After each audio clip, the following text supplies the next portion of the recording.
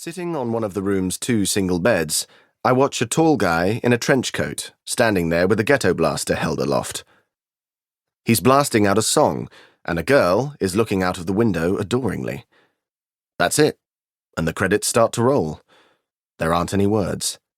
He's made his declaration, and I love the idea of a big statement like that. It makes me think that songs are our poetry, that they are the soundtrack to our romances, to our first kisses, and our breakups. As I'm watching this, the door opens, and Will steps back into our motel room. He glances at the screen, and before I get the chance to challenge his encyclopedic pop culture knowledge and ask, "What is this movie called?" he provides the answer. He does this all the time. It's informative, but annoying. Say anything, Cameron Crowe. Try doing that with a Bluetooth speaker. No one will ever look that cool again standing outside a girl's house, declaring their undying love, says Will. Will's words spark a fleeting sense of loss. It's depressing that we will never have our ghetto blaster moment, I say.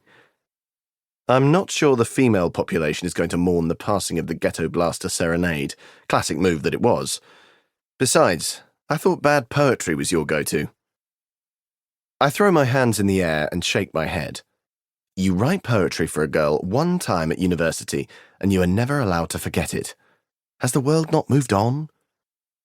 It was one time, and she loved it, I say. I'm messing with you. I know she did, Will says. I can almost hear him say, much good it did.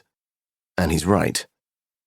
After 3 years, the girl in question, Sarah, turned to me one day over breakfast and said, "I'm going to Australia," pausing to add, and as if it needed saying, "on my own." It's like the poetry stopped working. There's a valuable life lesson there. Poetry will only take you so far. After that, you're on your own. I'm mulling this over when I am snapped back to reality as a klaxon sounds.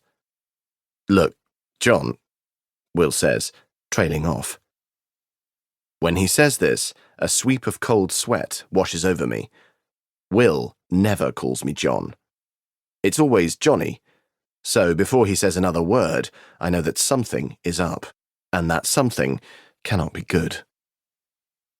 Very slowly, I venture, "What?"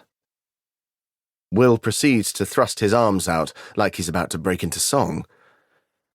"Our paths diverge," he says. "Our what?" I'm confused. Is he A, making another movie reference, or B, misquoting Robert Frost? I'm still turning the phrase "paths diverge" over in my head and trying to work out what it means, when it all becomes clear. I'm flying back to London tomorrow. It's TSP. I have to go, Will says. TSP, Jones, is Will's girlfriend. I'm dumbstruck. What he is saying is that the divergence, this fork in our road, involves him leaving me stranded with a rental car and more than 2 weeks to go on our American road trip to run back home to his girlfriend. I can't believe you're doing this. I hope that any second you're going to tell me you're joking. What about road trip rules? We've only been in California for 5 days, and I swear you have said that a dozen times. I'm surprised we don't have a bumper sticker. Will looks at me as I speak, and he doesn't crack a smile, and it doesn't take a rocket scientist to work out that he isn't joking. I'm so angry. I can feel the heat on my face, and it's burning up. I imagine TSP laughing insanely to herself like one of Shakespeare's wicked wayward witches. This is terribly unfair. TSP is a tall and beautiful blonde, and quite lovely. She comes complete with hippie parents turned New Age farmers. They made a lot of money selling their organic cleaning products company to a multinational. Being hippies, they, of course, burdened their children with ridiculous names. Who names their daughter Trees?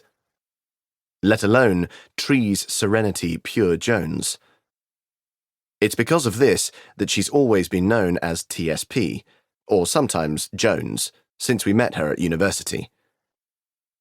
TSP's name clearly had a severe impact on her psyche as a child. She's been acting out ever since, having rebelled and become a lawyer. She, of course, denies this. She claims to love being a lawyer.